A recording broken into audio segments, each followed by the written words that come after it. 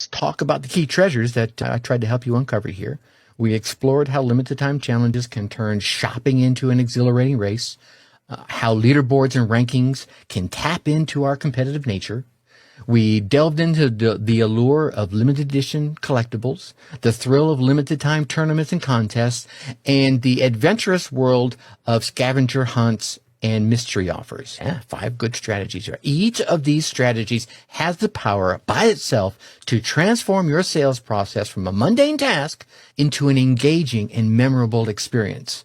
By infusing the elements of play, competition, and discovery into your sales, you're no longer just selling a product. You're creating an experience.